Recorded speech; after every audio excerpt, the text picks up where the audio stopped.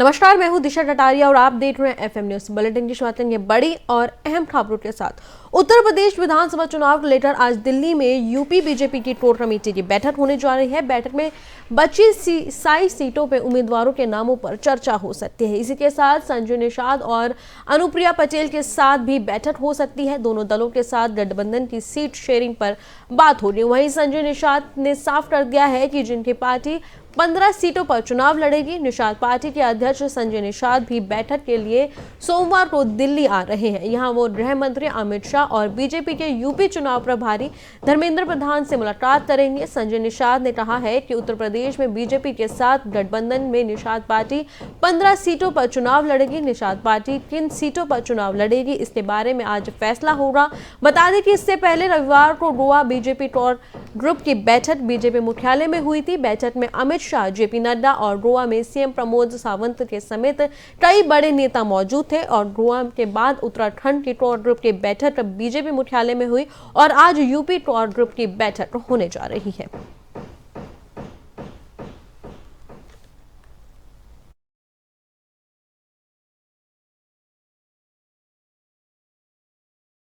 दिल्ली में आज बीजेपी की कोर कमेटी की बैठक होने वाली है। आपको बता दें कि इससे पहले गोवा में हुई थी, उसके बाद उत्तराखंड में हुई थी और आज यूपी चुनाव को लेकर बीजेपी की कोर कमेटी की बैठक दिल्ली में होने वाली है।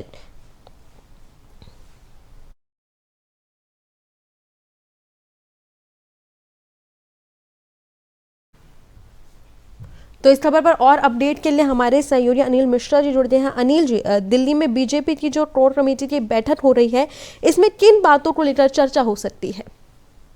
जी बिल्कुल, देखिए आज दिल्ली में कोर कमेटी की बैठक है जिसमें बड़े नेता, सभी भाजपा के केंद्र के नेता और उत्तर प्रदेश के खासकर वो नेता भी इसमें शामिल हो रहे हैं, जिसमें योगी जी के भी शामिल होने की पूरी उम्मीद है। क्योंकि चुनाव चल रहा है और चुनाव के दौरान जैसा कि पहली लिस्ट जारी हुई है, उसके बाद जिस तरह के उलटफेर देखने को मिले और नेताओं की नाराजगी देखने को मिली, उससे लेकर भाजपा के बीजेपी के अंदर भी थोड़ा उथल पुथल मची हुई थी। क्योंकि पिछली बार 21 नेताओं का जो मौजूदा विधायक थे उनके टिकट काटे गए थे।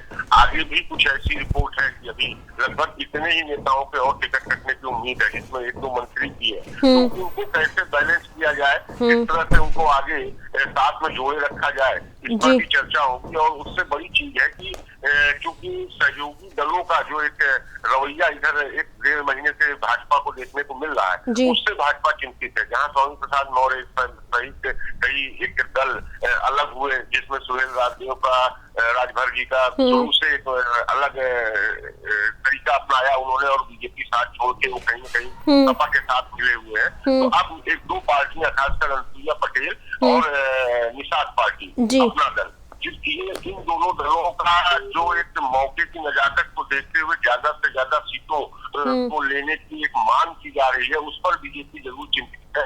और बीजेपी चाहती है कि कोई छोटा दल उनसे अलग न होने पाए, तो उसको बनाए रखने के लिए कैसे कितनी सीटों पर तालमेल बिठाया जाए, कैसे छोटे सहयोगी दलों को अपने साथ लेके आगे बढ़ा जाए, इन सब पर एक मंथन होगा और उसका एक हल निकालने का प्रयास किया जाएगा। आज की दिल्ली में मीटिंग में अनुप्रिया पटेल के भी और संजय निषाद के भी शामिल होने की पूरी संभावना है। और निषाद, जो संजय निषाद है, उन्होंने निषाद पार्टी के प्रमुख है, उन्होंने यहाँ तक कह दिया है कि हम 15 से 16 सीटों पर चुनाव लड़ेंगे।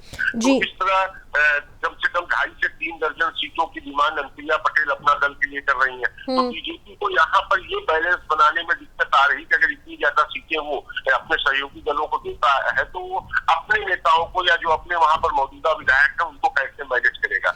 इन सब बातों को लेकर आज एक कोर कमेटी की मीटिंग बुलाई गई, जिसमें केंद्र और राज्य स्तर के सभी वरिष्ठ नेता शामिल होंगे और इस पर चर्चा करेंगे। जी अनिल जी, क्या इस कोर कमेटी की बैठक के बाद आज बीजेपी अपनी दूसरी लिस्ट जारी करेगा? हाँ, निश्चित रूप से, क्योंकि इस मीटिंग में जहां इन मुद्दों पर चर्चा होगी कि यहाँ सहयोगी दलों को या कैसे और लोगों को अपने साथ जोड़े रखा जाए, क्योंकि अभी तक जुड़े हुए थे वो हमसे दूर न होने पाए। साथ में जो बीजेपी के अंदर भी नेताओं में एक घमासान मचा हुआ है और सीटों के बंटवारे को लेकर काफी उथल पुथल मचा हुआ है, उसको भी लेकर एक चर्चा और अच्छी एक गहन मंथन जिसे करते हैं वो होगा। साथ में दूसरी लिस्ट भी जारी करने की कवायद शुरू हो गई है, क्योंकि चुनाव में बहुत कम समय बचा है और सभी जो टिकट के उम्मीदवार हैं उनका ये दबाव है कि मुझे जल्दी से जल्दी क्लियर किया जाए, जिससे हम अपने क्षेत्रों में प्रचार कर सके या लोगों तक अपनी पहुंच बना सके। इन सब चीजों को देखते हुए कोर कमेटी में आज इस बात पर जरूर चर्चा होगी और जहां तक है उम्मीद भी है कि ये एक लिस्ट फाइनल स्टेज पे जरूर पहुंचाएंगे। हो सकता है आज ही जारी करें या 2-4 दिन बाद जारी करें, लेकिन हाँ, उन पर एक प्रमुखता से गंभीर चिंतन जरूर किया जाएगा। जी अनिल जी, बातचीत करने के लिए धन्यवाद।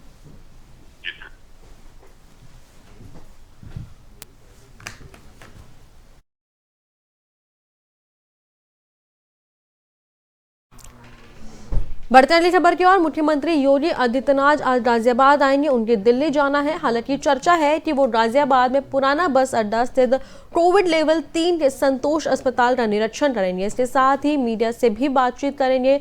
वहीं उत्तर प्रदेश विधानसभा चुनाव 2022 के पहले चरण में गाजियाबाद समेत पश्चिमी उत्तर प्रदेश के कई शहरों में 10 फरवरी को मतदान होने हैं। ऐसे में मुख्यमंत्री का दौरा काफी अहम माना जा रहा है। मुख्यमंत्री योगी आदित्यनाथ के गाजियाबाद में आने को लेकर पुलिस प्रशासन और स्वास्थ्य विभाग के अधिकारी अलर्ट है। सुरक्षा विभाग के कड़े प्रबंधन किए जा रहे हैं। अस्पतालों में व्यवस्था दुरुस्त की जा रही है।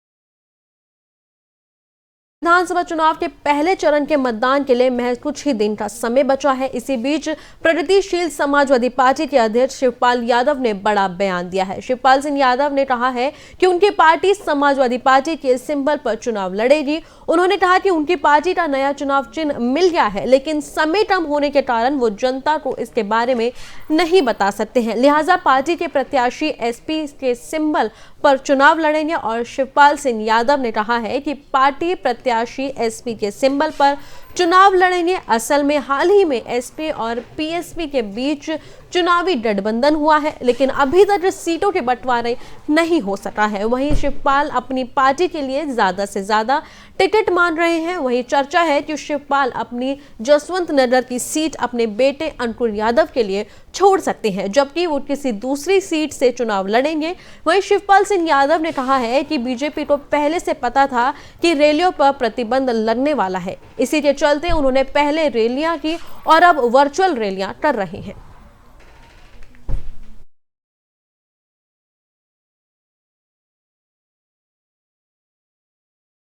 प्रदेश में कोरोना संक्रमण का प्रकोप को देखते हुए इलाहाबाद हाईकोर्ट ने एडवाइजरी जारी कर दी है। मुख्य न्यायाधीश और राजेश बिंदल ने सभी अनुभाग अधिकारियों और सुपरवाइजिंग अधिकारियों को निर्देश दिए हैं कि इन दिन अंतराल पर 50% स्टाफ से इस तरह काम ले कि किसी सीट का कार्य ना रुक पाए। और उसके साथ ही उन्होंने कहा कि निबंधन न्यायिक द्वारा जारी अधिसूचना में कहा गया है कि जिस किसी अधिकारी को बुखार हो तुरंत कोविड जांच कराए। अधिसूचना के मुताबिक अनुभाग अधिकारी को ये छूट दी गई है कि अति आवश्यक होने पर घर पर बैठे स्टाफ को काम के लिए बुलाया जा सके। इसके साथ ही हाईकोर्ट प्रयागराज और लखनऊ खंडपीठ परिसर में शराब पीकर, पान, गुटखा और तंबाकू खाकर आने का प्रतिबंध कर दिया गया है।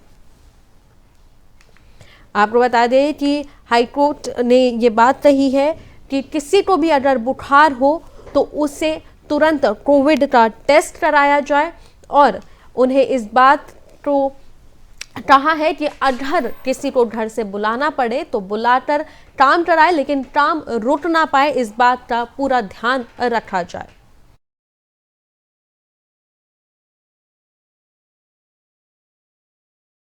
बढ़ते हैं अगली खबर की ओर।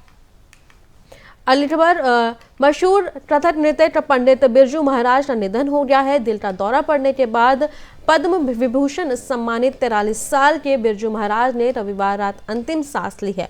उनके पोते सवरंश मिश्रा ने सोशल मीडिया पोस्ट के जरिए इस बात की जानकारी दी है। बिरजू महाराज का अंतिम संस्कार दिल्ली में लोधी रोड स्थित शवदह गृह में किया जाएगा। पंडित बिरजू महाराज लखनऊ घराने के ताल्लुकात रखते हैं। उनका असली नाम ब्रिजमोहन मिश्रा था। उनका जन्म 4 फरवरी 1937 को कृथक नृत्य परिवार में हुआ था। बिरजू महाराज के पिता श्री मशहूर कृथक नृत्यक बिरजू महाराज ने रामपुर नवाब के दरबार में प्रस्तुति दी है। बिरजू महाराज ने देवदास और उमराव जान और बाजीराव मस्तानी जैसी फिल्मों के लिए डांस कोरियोग्राफ किया है और इसके अलावा इन्होंने सत्यजीत राय की फिल्म शतरंज के खिलाड़ी में म्यूजिक भी दिया है।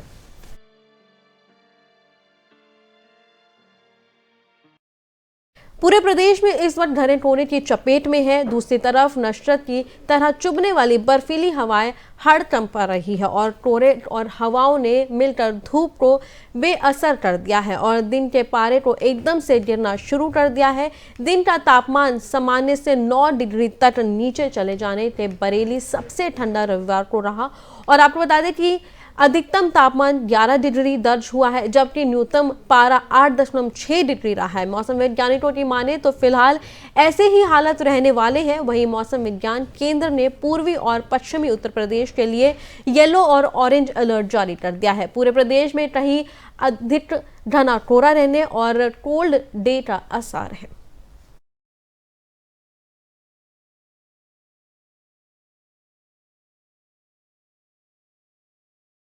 खबरों का सिलसिला इसी तरह जारी रहेगा, लेकिन वक्त हो चला एक छोटे से ब्रेक का।